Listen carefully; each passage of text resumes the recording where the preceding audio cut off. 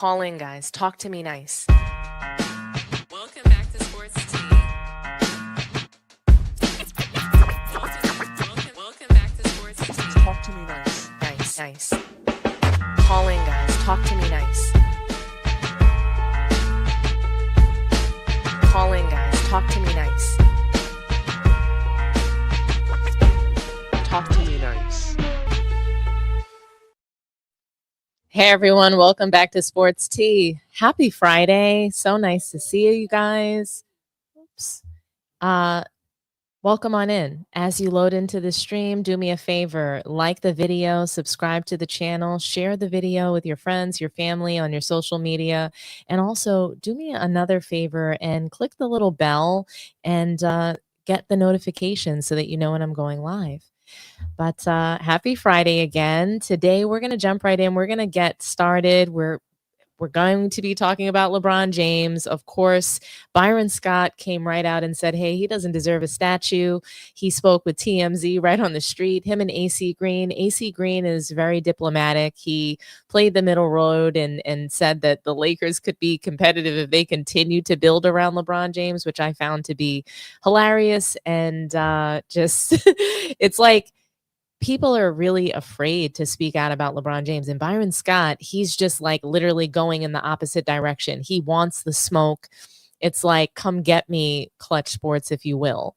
You know, he's daring them to try to, do something to him. He's got his own platform. He's been speaking out. He's got Laker legends, basketball legends that come on his podcast to share their thoughts. And they pretty much tear up modern day NBA players for their shenanigans. And LeBron James oftentimes falls into that. So, should LeBron be honored with a statue in LA? So here's what Byron Scott had to say. I'll play it for you guys now and then we'll react together.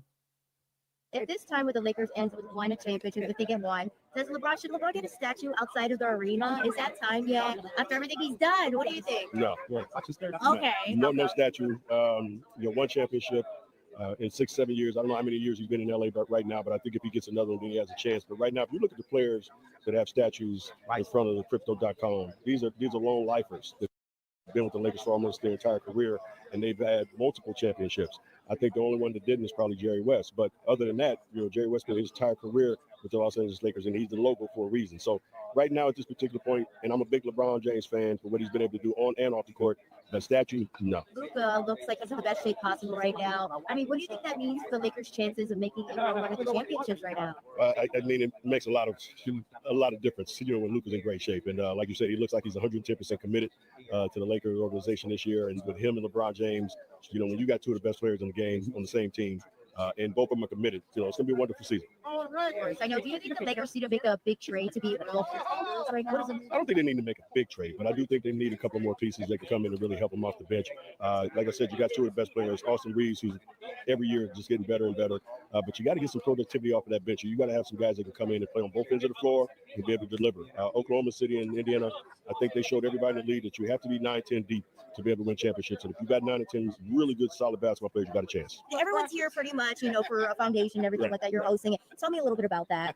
Well, the Kids Foundation, we're here to obviously raise money and bring more awareness to sickle cell disease. I am a sickle cell. I have sickle cell trait. I don't have the blown out disease, but I have the sickle cell trait. And so obviously we're here to try to bring more awareness to this disease because it is one of the most leading killers of brown and black people. So we want to make it known that this is something that's a big deal to us, and we'll bring that awareness. Having my celebrity friends and ex-NBA players here is obviously going to help, and just try to raise as much fund as possible. So this is what we're here for. I know LeBron is 4 years old. Everyone's always talking about LeBron, his age. Do you think he could still lead the Lakers to a title, or should they trade him? What's your thoughts? LeBron, he's still the leader of the team, and should be, not so much only what he's accomplished, but what he's doing right now. And so I think it's one of those things that they just, continue to bring the right supporting staff and organization around him, then you can get things done. Yeah. I know. So do you think that the Lakers can win a championship? With everybody on the team right now, is it possible? Of course. They have the combination of what they need, which is, young players, you have veteran players, and then you have, some tweeners that are learning the ropes and are hungry, and they have, and it's just a matter of them developing that dog nature inside that you really need on championship teams. You guys get out there and be ready to fight and get it done every single night. It's so funny to me that people actually even question whether or not LeBron James would get a statue in LA. He is a disgrace to just like Laker fandom. I can't imagine how the organization could justify giving LeBron James a statue. I don't think he played there long enough, one. I don't think his tenure there was good enough. I think it's an embarrassment to the league. He's got his bum son on the team. I mean, he has just made a disgrace of the NBA and the Lakers, one of the most winningest franchises in all of NBA history. So I find it to be ridiculous that we have to come in here and have these conversations, LeBron James getting a statue. I mean, yeah, Dwayne Wade got a statue for the Miami Heat in his time there. He was drafted there. He played a long time there. He was a pivotal part of the titles that they won. He won a title without a super team. And what he did in that 2006 run, it was historical and it was really impressive. And I think more impressive than the 2 titles that he won with LeBron James. So LeBron James shouldn't get a title in Miami. He shouldn't get a title in LA. He should get a title. A statue in. He should get a statue in Cleveland, but he does not. It is my opinion that he does not deserve a statue in either Miami or LA. I don't see why he would get that. If there is a statue that is put in Miami to commemorate LeBron James, it should be a group statue. It should literally be a statue of a big 3. Bosh, Wade, and LeBron. If they do a statue there to commemorate those 2 titles that they won back to back, I think that that's huge because, in modern day basketball, there really hasn't been that many repeats, let alone 3-peats. So you have the Miami Heat repeating, I think back to back, and then the Warriors repeated, but that's really it. So, and I mean, the Warriors have been the first dynasty that we've seen in modern day history since what? Since the Bulls, basically. We haven't seen a dynasty. LeBron hasn't created that. He's created super teams, but not dynasties. So I think for sure, no title. I'm sorry, no statue in LA. No statue for LeBron in LA. I don't see it. I don't think he deserves it. I'm with Byron Scott. I would passionately agree with him that LeBron James should not have a statue in LA. In fact, he should be booed in LA every time he goes there. When are they going to trade him? I just wonder, when are they going to get off the LeBron train? He's refusing to retire, right? He's refusing to see that, hey, I need to hang it up. We need to pass the torch to the younger guys and really just kind of move on, right? He doesn't want to leave the NBA. He's refusing to leave the NBA. And it's like an honor. LeBron James should be honored with a statue. I don't think he should be given any honor in LA. He won that title in the bubble. A lot of people don't think it counts. I think it counts. I just don't think it was as impressive as other title runs, right? So if I had to rank titles, the bubble title would probably be second to last. But LeBron James shouldn't be receiving any honors in LA, especially not the honor of a statue in LA. LeBron James should be getting all my damn respect to. Get out of here, LeBron. Go back to LA. I'm from New York. Boo! Boo! Boo! LeBron! You never beat Jordan. You never beat Jordan, my Oh, Kobe. You from Kobe. You from out of here. LeBron should be getting booed in LA, just like he got in New York. That's what he should be getting. I don't see him getting a statue. That's for sure. But I think that what LeBron James is doing right now in the NBA, it's almost criminal. He just refuses to leave. He refuses to retire. And it's just like, why is he holding the NBA hostage? And it's funny because on ESPN, they had a really interesting discussion. Shams Charania was there. Ramona Shelburne was there. And I want to share this content with you guys. I don't know if you've seen it already, but pretty much LeBron James is holding the NBA hostage just so that he can wait for Bryce James, his son. He wants a second son in the NBA. He won't stop. I don't think he's going to stop playing until we see Bryce alongside him and Bronny on a team. So we already had to suffer through the spectacle of Bronny James, Carlton Banks, right? We had to suffer through this. We had to suffer through the greatest father-son duo that we've ever seen, right? The most impressive NBA father-son duo that was a, combined minus 58, minus 70 for the season. Yet LeBron James, a minus 70 for the season, was ranked in the top 10. He's ranked as a top 8. He's ranked 8. He's ranked as the 8th best player in the league right now with a minus 70 in the spectacle of him and Bronny this season. Carlton Banks. That's what we had to watch this past season and hear that LeBron James is a top 8 player. Then we had to go ahead and now we're listening to him saying that he won't retire. So LeBron won't retire. We can't figure out why he won't retire.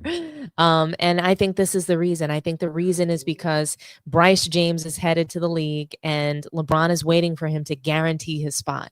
He can't guarantee his spot. He can't guarantee that Bronny still has a job, that he gets to still wake up every morning and put on his NBA costume unless he's there. So if Bronny's not here, if LeBron is not in the NBA still playing, he can't guarantee that his sons are still in the league or that Bryce will be drafted. So I think that that's, this is a really interesting conversation they were having, and I want to go ahead and play it for you now. I think just seeing how this year plays out, it's clear that he's not sure whether, does he have 1 year left? Does he have another season after that? So 2026, 2027. I did speak to his agent, Rich Paul, at Clutch Sports today, and he told me it's important not to worry about the future when it comes to LeBron James, just appreciate the present and also maximizing his present. And that obviously that onus potentially falling on the Lakers and what team they put around him. But it's obvious. How does he feel about the Lakers going into the season as the year continues on? Can they be a contender moving forward? And I think the other thing that also sits here as well is Bryce James is going to start his freshman year at college. How does he look? How does he look as a prospect? How does he play into the 2026 NBA draft? So these are all things I think LeBron James is going to be open-minded about. Ramon, let me ask you this, because the poll was basically LeBron's a Laker or LeBron retires. What did you make of that particular distinction? Well, it's just because it's hard for him to go elsewhere. I mean, Bobby and I call you 7 times a week about how, if they did this, it's just hard for anyone to trade for a guy making $52 million. It's a lot of money. And even he would have to ask for that. He would have to approve of that. And I think that we're in a position now where if he was going to do that, he's had opportunities, whether it be a couple years ago with the Warriors when they came calling, they expressed interest again this summer. The Cavs are on that list because we all know the heartstrings are there in Cleveland. But if they were going to do anything, it would probably have to be before the regular season even started because they're in the second apron. And so I think it's just hard to envision how he would go someplace else unless he asked for that. And Shams, to your point, it's based on how the Lakers do. If they're winning, if they're rolling, I think he blends in. If they struggle out of the gates or if they hit a rough spot, if somebody has an injury, then I think we have a lot of content to talk about in LA. You think? Well, I think the big question is where we are in January with this Lakers team and in a really deep Western Conference. That what happens if you're a 500 team and you're competing just to get into the play-in? Does that change as far as LeBron's mentality of competing for? He goes on to say, does it change as far as LeBron's mentality to compete for a title? And they all agreed that it didn't seem like he was competing for titles anymore. So I found that part to be interesting because obviously Rich Paul came right out and said that LeBron James is still competing for titles. This is his goal and mission still as he continues his journey in the NBA. And we all knew that that was bullshit. We all knew that the Lakers didn't want to extend him. That was obvious. That's what they said. Hey, Lakers don't want to extend LeBron, and he's hanging on. And he's basically holding the Lakers hostage. He's holding the NBA hostage to figure out, okay, well, where am I going to go to have this farewell tour? How do I also stick around long enough for my son Bryce to get into the league? How do I guarantee and secure him a spot so that we can continue this fiasco, to continue the circus, the sideshow of the James family in the league together? So it's going to be a father-son trio in the league. That's what we have to look forward to, guys. A father-son trio.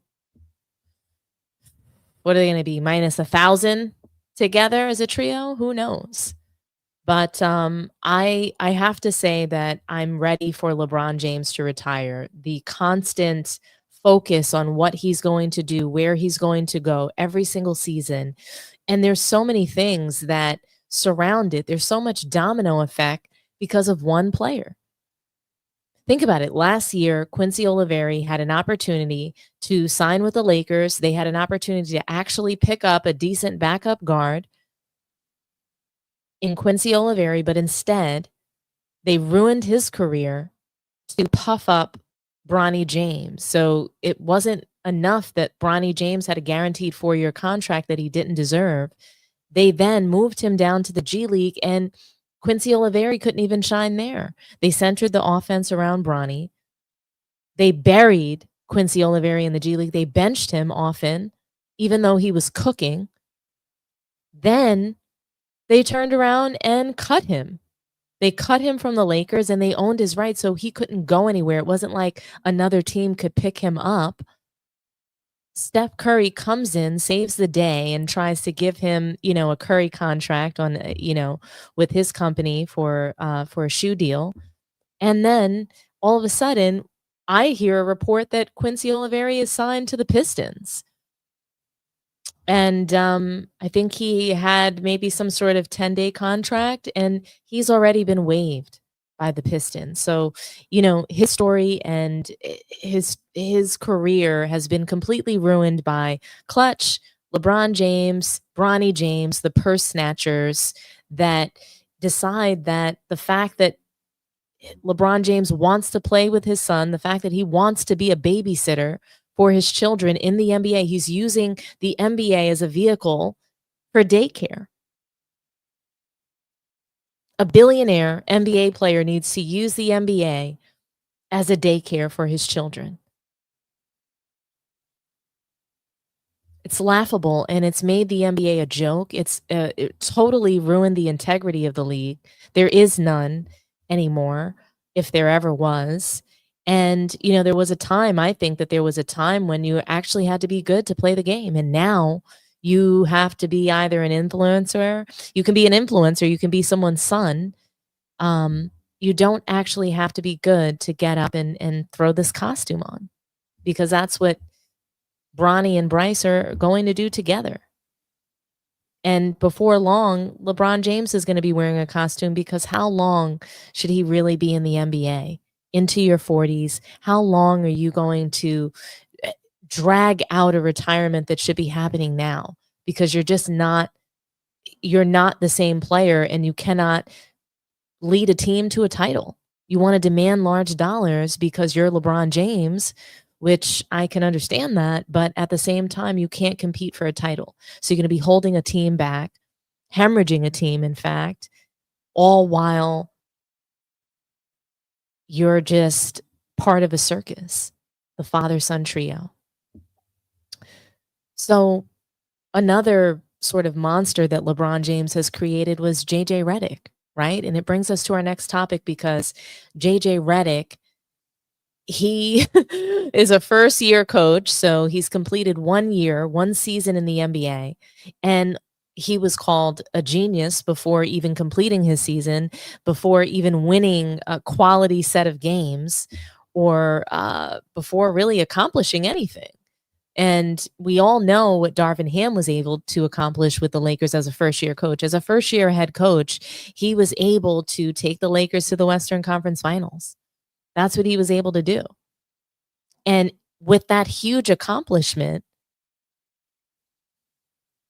they didn't even extend him. They didn't extend him.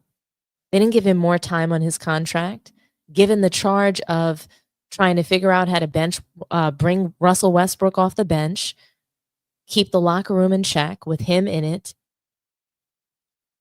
They needed him to do the dirty work of benching Russell Westbrook, embarrassing him, pretty much ruining his career, right? And then he takes them to the Western Conference Finals. No extension for Darvin Ham. And JJ Redick is a first-round knockout. He's a first round knockout who, in my opinion, didn't show up very well. Even in that playoff series, they were gentlemen swept by the Timberwolves that just literally dog walked them. And he had no adjustments. He had no, he just had no ability to really lead that team. He didn't play the bench. He was confused. He gave nothing. He gave nothing or no sign of a coach that was going to be extended. In fact, it seemed like he should have been fired. He seemed pretty incompetent to me that you can't go to your bench in a playoff series. This is the guy that they gave an extension to. JJ Coke Fiend. JJ Drunk Face. This is the guy that they thought deserved an extension after a first round knockout.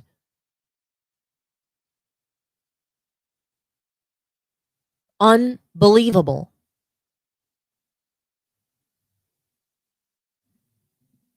He had nothing but excuses.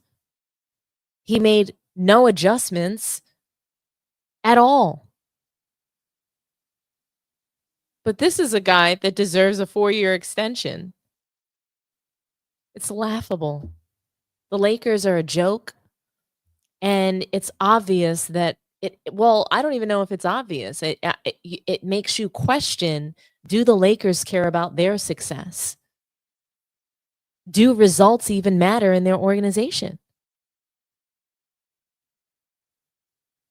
It makes you wonder, I mean, why was JJ Redick offered an extension after an early playoff exit? Why?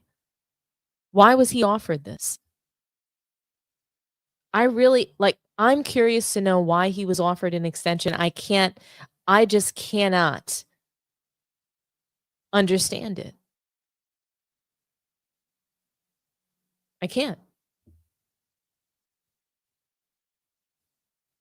Rob Pelinka has really no explanation for it. JJ Redick, he came out and said that, he's so grateful that there's an organization that supports him the way that the Lakers do. He was just so grateful for that.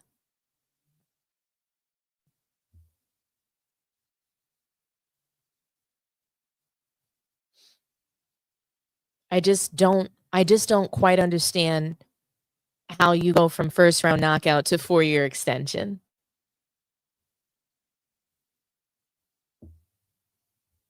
Maybe you guys can make it make sense. Does anybody want to call in and share maybe a reason why they think that JJ was offered an extension after an early playoff exit? What do you guys think? The Lakers stay supporting a circus. Connections are more important than talent, skill, even money. I mean, I hear you, but what's LeBron's the connection, but LeBron was JJ's guy. So I'm just wondering, they're separating themselves from LeBron. They want to move on from him. Why not also move on from the coach that wanted Bronny James there? Is this all like some sort of sneaky backdoor deal where LeBron James thought that he was doing something, thought he was getting away from something, but in fact, JJ is the Lakers guy? What if JJ Redick had a plan all along to get LeBron James out? What if he's been just snaking LeBron James, working with Rob and Jeannie to get him out and to move forward with Luka and the new regime? So yeah, connections are important. I wonder if the whole JJ Redick throwing Luka under the bus was just all part of the plan to make LeBron think, hey, yeah, I'm on your side. I'm going to let everybody know you were in shape, but he wasn't, that he was the reason why we lost. All the while, he's just sort of, working behind his back with the organization to push him out and to elevate Luka and the rest of the team without him.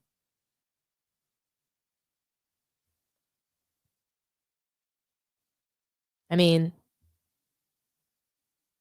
That could be some really interesting stuff, right? Sports Illustrated, they just released an article about an hour ago, and I want to share it with you because there's some more information that was released surrounding it. So let me pull up this article for you guys right now, and let's see if there's anything in here that we find interesting that we can unpack together about why JJ mysteriously gets a 4-year extension, because honestly, there's not enough information. There's not enough of an explanation when you have a coach that took the team to literally the conference finals, but didn't get an extension and was in fact fired after 2 years. So they want to commit to JJ Redick, if I'm not mistaken, for 8 seasons with no proven track record, just because what they like him. Or is this a complexion protection situation? I don't know. But let's find out. Let's find out together. Here's the article. I'm going to go ahead and put that up. Just give me a moment.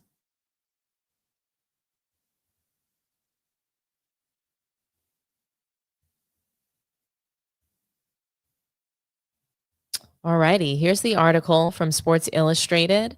More information revealed regarding JJ Redick's contract extension with the Lakers. The Lakers decided to reward JJ Redick after a solid start to his NBA coaching career. How could it be a solid start to get knocked out in the first round when you were pegged to be going to the finals? The Lakers were they were in the finals to the sports media world. Sports media world placed the Lakers in the finals as soon as Luka Doncic was traded there. So last season was the first time that JJ Redick had been a head coach at any level of basketball. Redick was brought in by the Los Angeles Lakers to lead the team. Redick did a pretty good job leading the Lakers to the 3rd seed in the Western Conference. The Lakers were eliminated in 5 games in the first round of the playoffs. Yeah, that's just no big deal. Still, the Lakers were impressed with what Redick was able to do in his first season. Because of that, they have rewarded him with a contract extension. More details of that have been revealed. I just wonder, so after getting knocked out in the first round, the Lakers were still impressed. They are a joke. Lakers have signed JJ Redick to a multi-year extension. According to ESPN Shams Charania, the extension is a multi-year extension. Even though Redick had 3 more years on his original deal, Rob Pelinka clearly has faith in him. We think he's a special coach with a special voice that's really helping us define the culture of Lakers excellence. We just wanted to make a clear statement that this is what we believe in, what we're going to lean into, and what our players are going to mold into as we continue to develop the identity. I think having long-term planning is helpful as we build this team and go forward. It's nice for Redick as he has already received a total vote of confidence after just 1 year on the job. The Lakers will now move forward with Redick and Luka Doncic as the future of the franchise. Postseason success is the next step for the Lakers under JJ Redick. The Lakers will need to have postseason success under Redick for the fans to truly be comfortable with him leading the franchise. They hope it comes this year. With Doncic in the best shape of his career and LeBron James still an elite player, they have a good chance to do that this season, even in a tough Western Conference. The Lakers believe that they have a core that can win some games in the playoffs. They are desperate to win another title before James retires. Redick is in charge of getting the team in a position to do just that. Now he's got a longer leash to do it. Oh my gosh, now he's got a longer leash to do it. I don't understand. It's really tough for me to understand why he's been granted this longer leash. So in that article, I still don't have a better idea. Do you guys? Do you guys have a better idea why the Lakers hired a drunk and what appears to be a coke fiend to lead their team for the course of 8 seasons? A 50-win season and a first-round knockout. How is that an impressive start? How is it more impressive than what Darvin Ham was able to accomplish? And why haven't the Lakers offered or revealed any more information into his firing and why he wasn't extended after that first year that was such a solid start? In fact, that wasn't just a solid start. That was an actual impressive start. That was impressive. So why wasn't he extended? Someone needs to investigate that. The NBA wants to investigate the Knicks and Jalen Brunson and Kawhi Leonard and Steve Ballmer. Investigate the Lakers. Investigate why they are firing successful coaches and hiring inexperienced coaches that have never had a day coaching in the NBA. Why they're extending a coach that failed miserably in the first round, could not make an adjustment, could not lead the team, looked visibly ill. He looked like he was running to the toilet because he couldn't make it in the play. Like, he doesn't seem like a guy who's really prepared for a head coaching role, like someone that they should believe in at all. But he was extended. Make it make sense. I can't.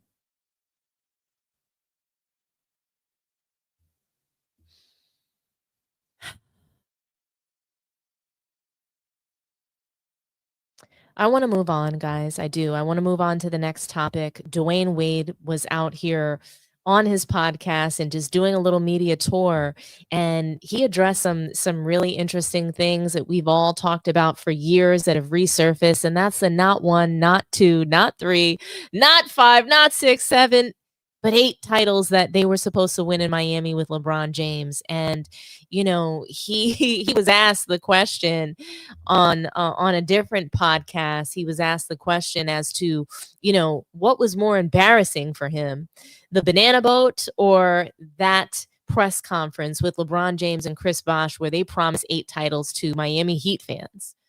And he quickly disassociated from that and let everybody know that LeBron James was by himself in that. And in fact, he had firsthand, secondhand embarrassment over the whole situation, and sitting up there next to him, he just was completely embarrassed. So I want you guys to watch this with me. Watch how he just completely disassociates from LeBron James and the not one, not two, not three comments, and how he sort of clowns him for it. So let's have a listen and we'll react together.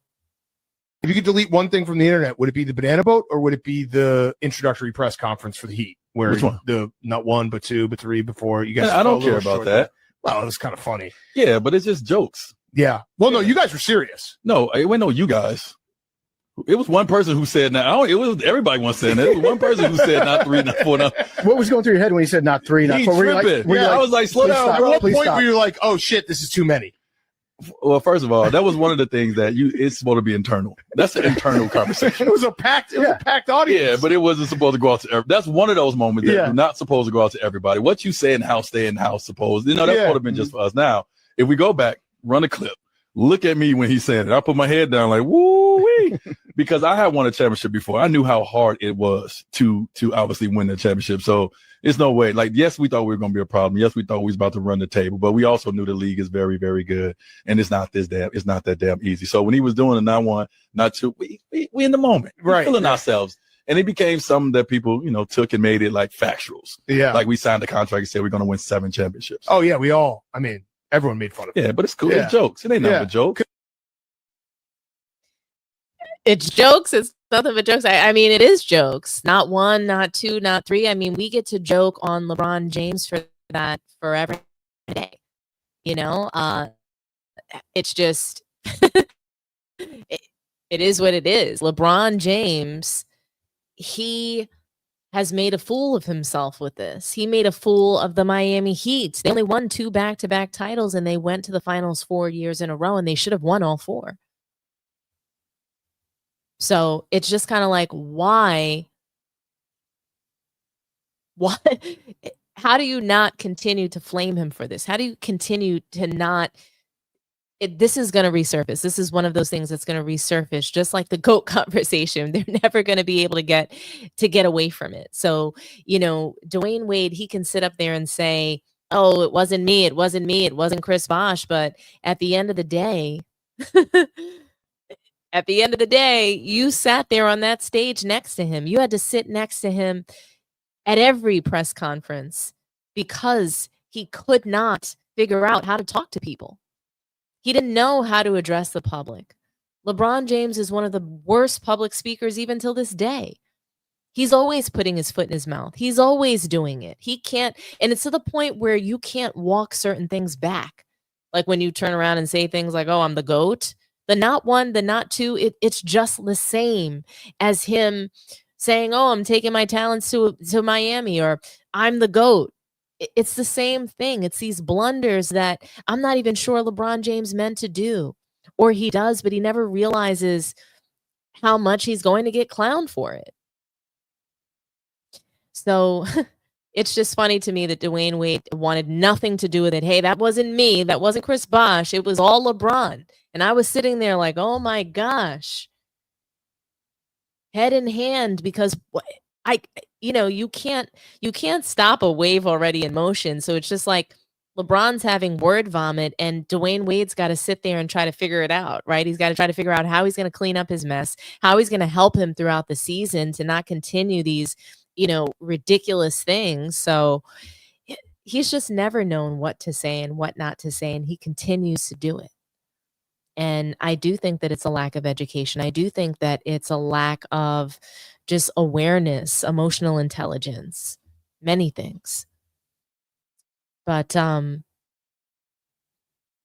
not one, not two. It was just two.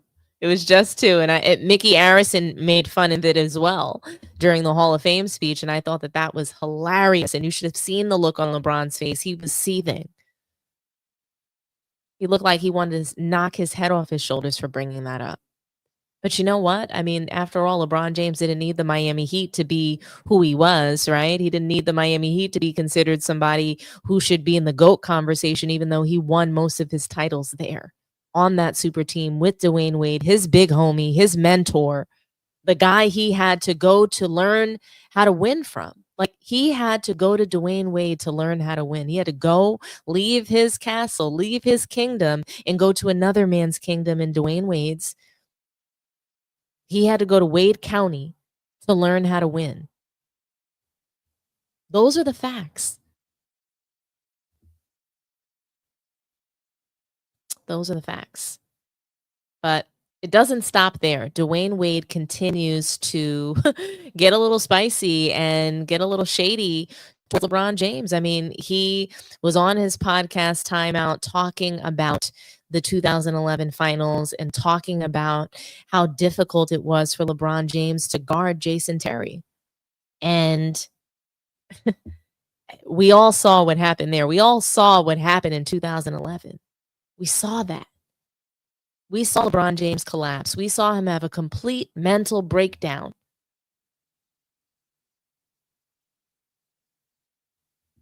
And Dwayne Wade and LeBron, they're supposed to be brothers, right? They're supposed to be, some of the best teammates that we've ever seen, one of the best duos that we've ever seen in NBA history. And so many LeBron James fans say that LeBron can guard all 5 positions, but I'm curious to know how they can say that when we watch that 2011 finals. And Dwayne Wade is right here. He's saying LeBron can guard anybody, but he couldn't guard Jason Terry. Why not? He also couldn't guard Dirk. He couldn't guard Jason Kidd. He couldn't guard anybody during the 2011 finals. And people will make any excuse for him, but how do we excuse that? How do we excuse that performance? He'd already been to the finals, so this wasn't his first rodeo in the finals. So why don't you have just a better sort of mental fortitude about yourself to make it through that time? Why? And if he can guard any position, then why couldn't he do it in that series? Again, just evidence that he actually couldn't guard all 5 positions. But I just want to know, what do you guys think about what Dwayne Wade said? Here it is, and let's react together. Good Dallas Mavericks team. I don't remember the entire roster, but let's go with what I remember. Dirk, Tyson Chandler, great big who protected the paint, pick and roll, dunk on you. They did everything right. They have, I said Brendan Haywood, obviously, as a backup. They had Sean Marion. good defender. They had the Jet who played lights out. JJ Barrera, Deshaun Stevenson. They had the perfect players around their star player, right? Dirk being their star player, and then all these other guys like Jason Terry probably could have, outside of Dirk, take Dirk away. Jason Terry probably could have been MVP of how amazing he played. And then we had, like, Brian had to guard JT. Brian can guard almost anybody, but it's hard to guard that dude moving all around. He was coming off all kind of screens. He was moving. He was tearing us up, right? So they had a very good team. We had a team that was still trying to find our identity, but we were good enough. And we were obviously better than the East because we got to the finals that year. Like, Brian had to guard JT. Brian can guard almost anybody, but it's hard to guard that dude moving all around. He was coming off all kind of screens. He was moving. He was tearing us up.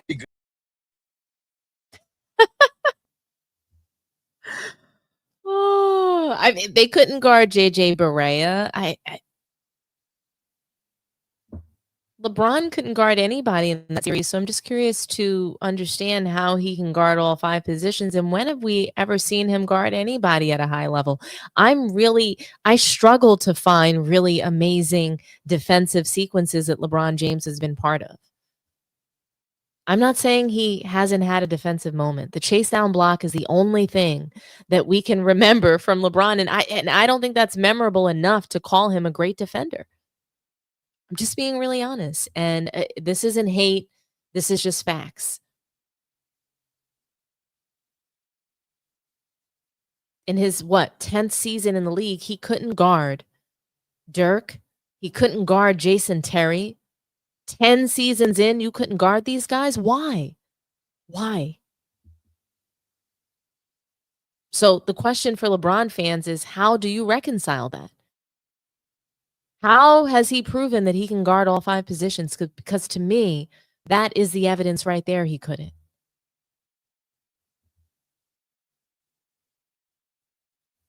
That's the evidence right there.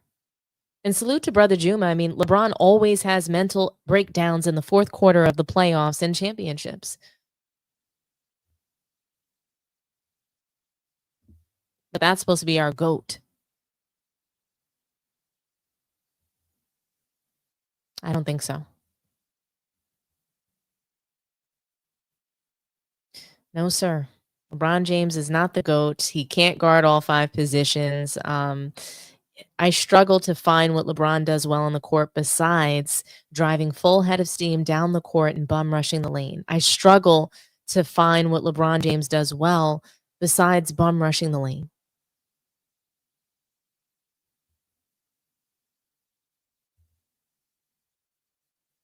This is just another one of those myths that, LeBron, he can guard all 5 positions. He's the best, most complete player. This is debunked. LeBron is not a complete player. Someone that can't dribble the ball, someone that can't shoot the ball cannot possibly be a complete player. Someone that can't score at multiple levels cannot possibly be called a complete player or the greatest scorer or the greatest player of all time. It's impossible. Someone that can't play in a triangle offense, how can we call them the greatest of all time? Someone that can't sit in the chair and defend, how can we call them the GOAT? Can't.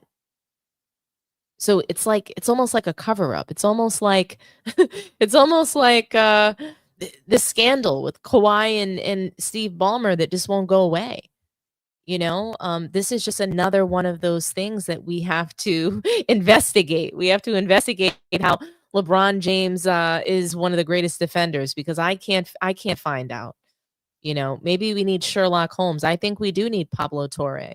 And he's been really on fire with the Kawhi and Steve Ballmer investigation. He has essentially placed a call to action to the NBA to do something about this. He wants answers.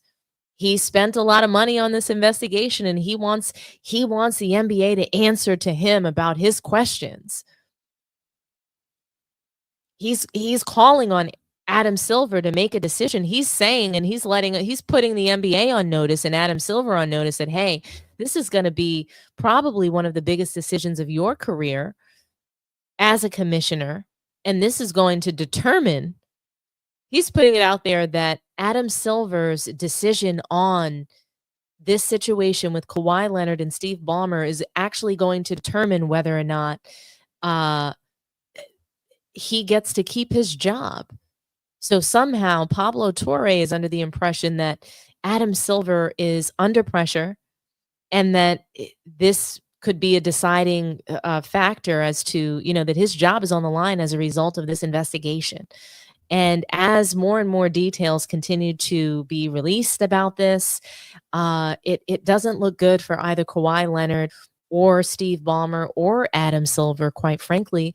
I mean, Kawhi Leonard has been dragged through the media mud. Okay. They have tried to all but bury Kawhi Leonard in this situation. They are blaming it all on him, whether it's the Clippers organization doing it, whether they're behind really trying to drag him through the mud. But the media has taken a side, and they have decided that they are going to drag Kawhi Leonard through the mud for his actions, for Uncle Dennis's actions. That's what they were going to do, and that's what they're going to continue to do. They continue to release information about his his requests from teams. He was trying to be an owner. He was trying to gain ownership of almost every team that he's been a part of. They have all rejected it. They've either reported this to the NBA or they have rejected his request for illegal kickbacks for essentially doing nothing and other no-show opportunities that he was asking for. So they have really sort of exposed Kawhi Leonard for being greedy. They've exposed him for essentially circumventing the salary cap and trying to find creative ways to do that. And they're exposing the Clippers for being a part of that, being a part of these deals, shady under the table deals and cap circumvention. And they've pretty much, I mean, it looks like a proven case. And really, the NBA deciding to investigate is laughable because, I mean, the NBA is not the FBI. It's really funny when they say they're going to investigate and when they say they're going to investigate themselves.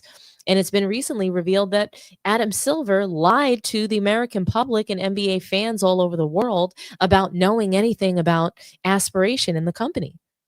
He lied and said, hey, I was unaware of this. I don't know anything about them. And then it was revealed that, in fact, he did. And then he tried to walk back the lie. And nobody believes him. So he clearly has lied about this and didn't do a good job trying to lie again and cover up that lie. And so Pablo Torre, he was invited on ESPN to talk about this. And I mean, he is very confident in himself. He gets more and more confident as he continues to talk about this. And I want to play for you the segment that he recently did on ESPN, and let's react together and cook on this together. Let's move to the continuing drama of Kawhi Leonard, Steve Ballmer, and the Clippers. On some podcast called Pablo Torre Finds Out, I've never heard of it, there has been reporting that indicates Steve Ballmer may have circumvented the salary cap with Kawhi Leonard and a company called Aspiration with ties to the Clippers. NBA Commissioner Adam Silver at first said he'd never heard of Aspiration, then he backtracked. He has said the NBA will investigate. Pablo, in what sort of a spot does this Ballmer investigation put Silver? I believe this is the biggest test of Adam Silver's tenure as commissioner. And I say that knowing that there are other candidates, but he came in with Donald Sterling. That was, in retrospect, an easy call. Documentary evidence, a tape. In 3 days, they said, banned for life. This, poetically almost bookending that, Ballmer coming in because of that, Ballmer now being at the heart of a story, Tony, in which he poured in $118 million over 18 months, tracking alongside secret payments no one knew about to Kawhi Leonard that total $28 million in a no-show endorsement contract and $20 million more in a stock deal that he was signed to. We're talking about $48 million outside of the cap, paid by the richest owner in all of sports. And so the question for Adam Silver, to be blunt about this, is, do the rules matter? You're a steward of integrity. The inconsistency of commentary around what you knew, and in honor of Robert Redford this week, what did you know and when did you know it? That question applies to the commissioner in terms of how he himself has been presented, as well as the investigation, which has taken, for me, many sources and 3,000 pages of documents. So this is your story. I applaud that. I know very little about it. I know there are no-show jobs all over the world. But if this is provable, you have to throw the book at the Clippers. I will say this. I thought of something that Adam Silver said last week. He said the burden of proof is not on the Clippers to establish their innocence. It's on the league to establish their guilt, if there is guilt. And I get that. He did say that. Innocent until proven guilty. That is the American judicial system. And that's fine. But, and here's my but, the NBA is not the FBI. Okay, I wonder about how aggressive they're going to be in conducting this investigation because they have interest in this. And it just seems to me that Adam Silver would like to see all of this go away. I wonder how you feel about that. Shrinking the PR problem is my default assumption for what the goal is. The problem with the shrinkage that he desires is that this story has been shocking to me in terms of its resonance, not just among the board of governors. I spoke to 4 owners now who say this should be proportionately punished, but with the fans. Tony, there's a credibility question around, do you actually care about the integrity of your game? And by the way, you're totally right. If this is in fact a violation, as I've been reporting it, the rules in the CBA say direct or circumstantial evidence, and you must explain it, quote unquote, rationally. Rationally is an adverb. What's the word? It's rationally. How do you spin this? No one has explained the most simple thing I reported. There is a secret endorsement deal that 7 sources told me was because there was a circumvention of the salary cap between the founder of Aspiration and Steve Ballmer, and no one has explained why that deal was never announced and why he didn't have to do a single thing for it. And I await the results of the NBA's own investigation on that. On the other hand, who wouldn't want a deal like that? A no-show job for millions. I mean, who wouldn't want a no-show job for millions of dollars? I mean, he collected almost $50 million out of this equity, $28 million, and who knows what else. This is just what's being reported and being exposed. So a few things about what Pablo Torre said. I think that due to the media and everyone basically blasting us with Kawhi Leonard reports and what he's done and what he's been doing all these years, trying to really shine a light on, the player. They haven't been really shining a light on the Clippers, the ownership, or Adam Silver for lying. And so now what I will say is I do applaud Pablo Torre for calling to action, calling the NBA to action, calling Adam Silver to explain this. But what I didn't like and what I don't appreciate is, again, I felt that Pablo Torre is bragging about having the money to investigate this. He was putting other content creators down, saying the difference between him and, other YouTube content creators is that we don't have any money, and that he put real dollars into investigating this. And somehow he thinks that because he has money, that means that somehow he's better than the rest of us. And really, yeah, you did a great job with this. And I think that it was fantastic. I think it was a story that needed to be released. We need to know what's going on. NBA fans need to know when players, organizations are stealing from us. And that's when players and organizations do things like this, they're stealing from NBA fans. They're cheating the game. They're lacking in integrity. They're making the sport completely lose its integrity. And essentially the NBA has to answer to that in some way, somehow. And it's just interesting to me that Pablo Torre thinks the NBA owes him a reply or him a response. And really, I mean, it's all of NBA fans. So if Pablo Torre had done this investigation, with, I think the intent to really solve this for NBA fans, I think I'd have no issue with his comments. But it just seems very self-serving, very narcissistic, and a little arrogant of him to decide that, hey, I'm better than everybody because I put loads of resources into this. Who knows how you got those resources? Because I suspect that Steve Ballmer fed you the information. I suspect that, the Clippers fed you this information. There's no way that $180 billion guy is going to allow this to get out unless he wants it to, or even allow you or the rest of the media to report it unless he wants it to be reported.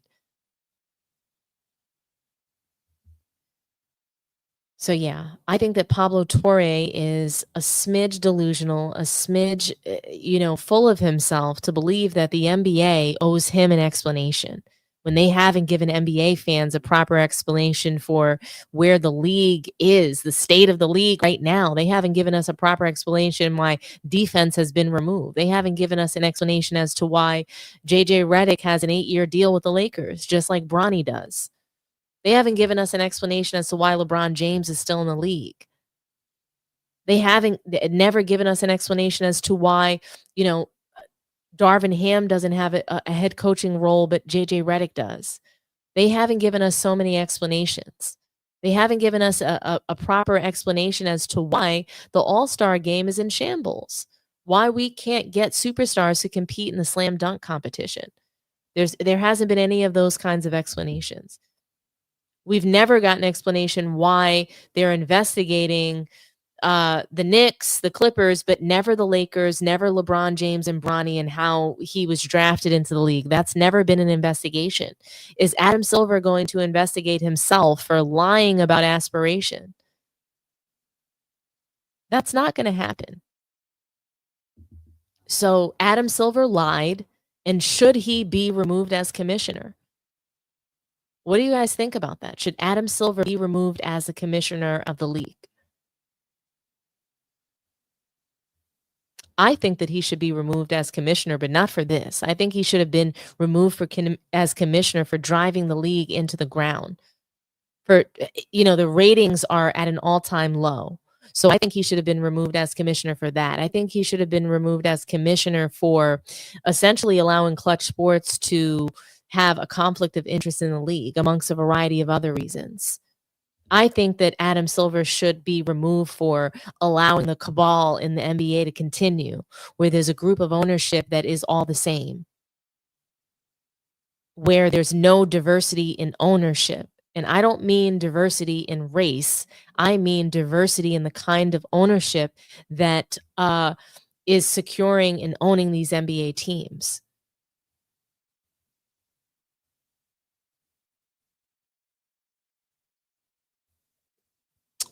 Adam Silver is a complete disgrace to the league. He is, I think, someone that should probably be in jail.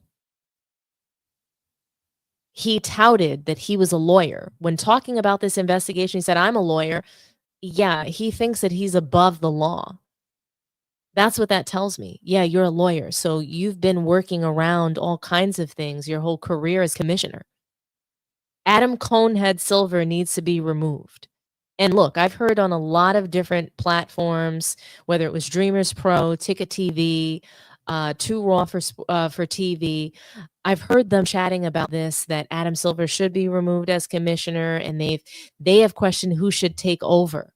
On some channels, I know Ticket believes it should be Michael Jordan.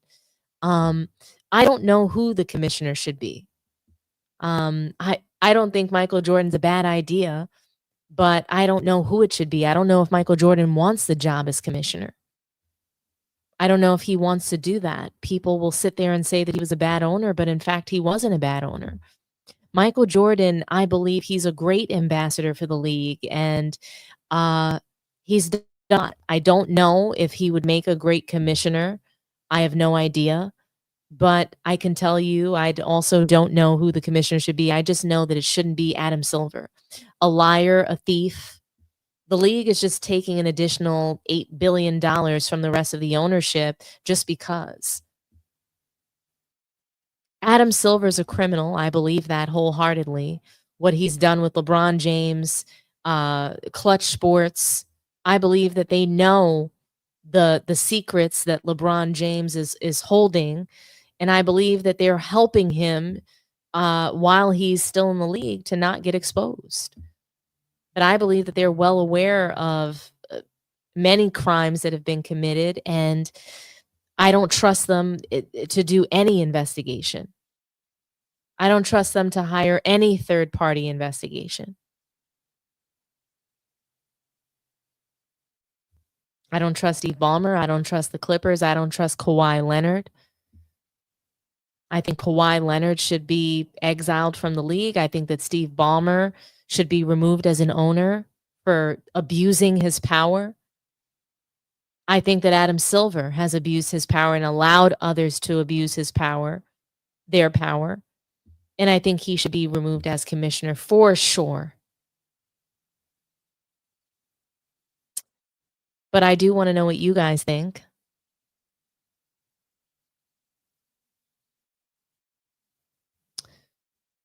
Brother Roots, the whole Kawhi nonsense is nothing but a distraction. You see the hate on Kobe and MJ of late, and we're going to let them get away with antagonizing Kawhi, a protege of MJ and Kobe. Yeah, I mean, it is It's disgraceful. The real Elise, I only trust Jordan on the court. I mean, I think that's okay, but I think he's been a successful businessman. He's proven himself there. He's proven himself to be a successful owner, as much as people want to say he wasn't. He was profitable, and he's one of the only organizations that was profitable in the NBA.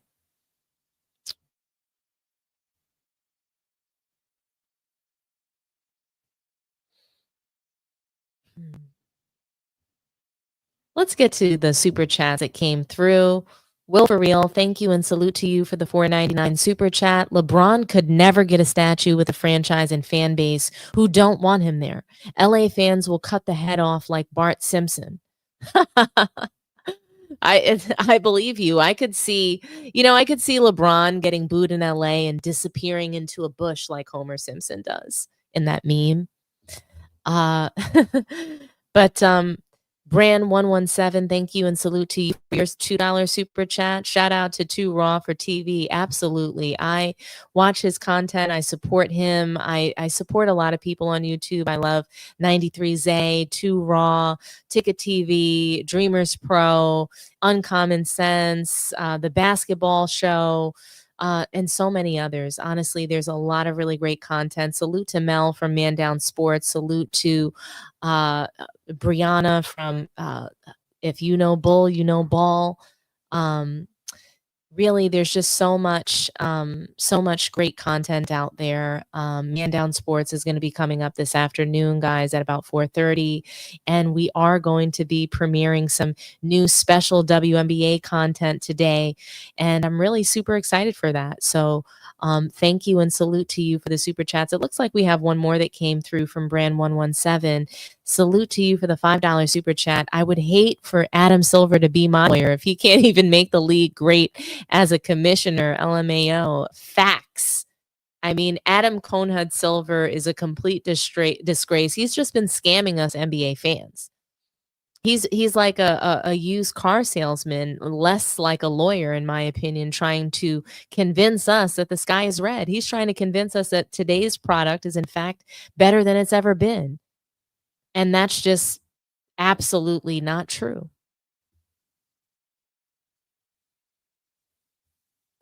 It's just not true.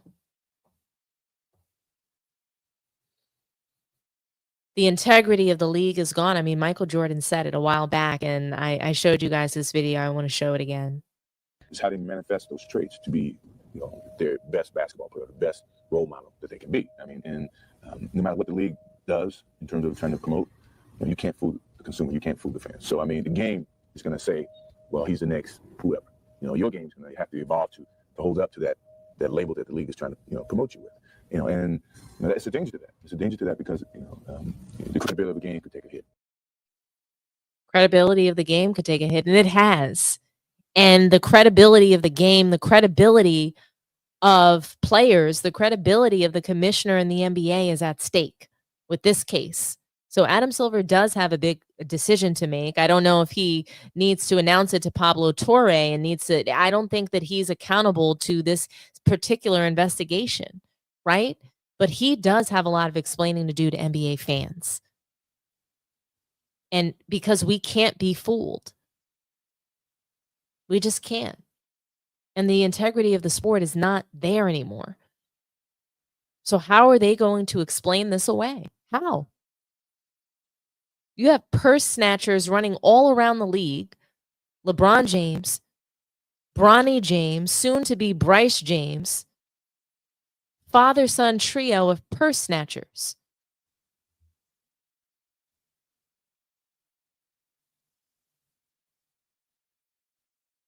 They're running right to the bank to cash those checks.